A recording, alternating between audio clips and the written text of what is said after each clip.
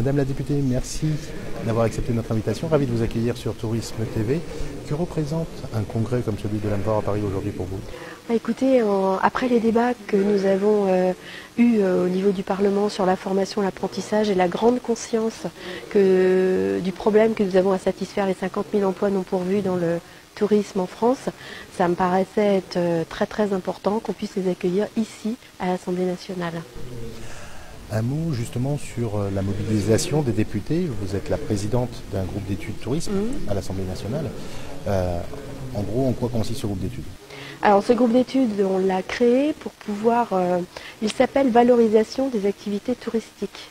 Donc il est transpartisan et se transgenre un petit peu, si vous voulez, puisqu'on peut toucher à l'activité économique, aux loisirs, tant bien dans la campagne que la montagne que la mer, et également à l'emploi. Donc si vous voulez, on a quelques groupes de travail. Par exemple, il y en a un qui s'appelle le littoral, il va être spécifique sur le littoral, le recul des plages, etc., mais qui n'associe pas vraiment le tourisme dans sa large plénitude.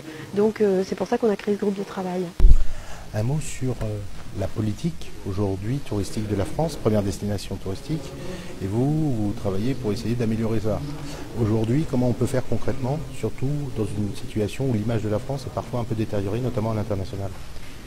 Alors moi je ne crois pas que l'image de la France soit détériorée à l'international, mais ça. La médiatisation des mouvements des Gilets jaunes a pu altérer momentanément, je pense.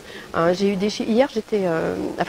Déjà si je veux bien reprendre, je crois qu'on n'a jamais eu, depuis des années, moi j'ai travaillé beaucoup dans le tourisme, un Premier ministre qui s'emparait et un président de la République qui s'emparait à ce point du tourisme. Ils ont confié des missions très larges à Jean-Baptiste Lemoyne, lequel Jean-Baptiste Lemoyne s'appuie sur tous ses parlementaires Sénat et Assemblée nationale. Je crois que ça fait très longtemps qu'on n'a pas parlé autant tourisme et voulu donner une impulsion pour le développer. Vision JO 2024, mais pas que. Je pense qu'effectivement le mouvement des Gilets jaunes a altéré un petit peu peut-être l'image. Quoique, vous savez, à l'étranger, on sait parfaitement que les mouvements sociaux en France sont récurrents.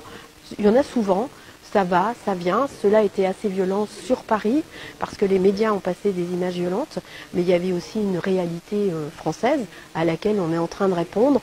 Visiblement, les chiffres montrent qu'on n'est pas en perte de vitesse, notamment sur Paris, au point où on le craignait.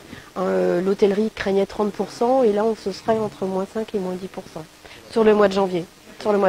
Les derniers chiffres. Un mot également sur justement les perspectives et l'amélioration de l'activité touristique, y compris à travers le domaine de la formation où nous nous trouvons aujourd'hui.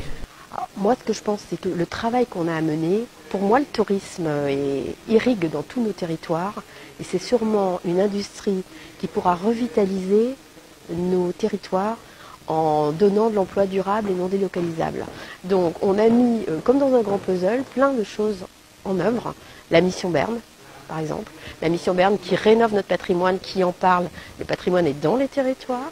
À partir de là, on a envie d'aller voir dans les territoires comment ça se passe. À partir de là, il faut qu'on ait des restaurants qui puissent accueillir des touristes, et puis après des nuitées, etc. Je pense que c'est la volonté de dire la France s'en occupe, mais nous-mêmes, nous les citoyens, vous, moi, on s'occupe de notre territoire, de notre France. Je pense qu'à partir de là, on pourra développer notre tourisme beaucoup plus largement que sur des destinations phares qui sont le sud de la France, ou la Bretagne, ou Paris. Madame la députée, merci d'avoir accepté notre invitation. Plaisir de vous retrouver prochainement pour voir le suivi de vos travaux. Merci beaucoup. Merci.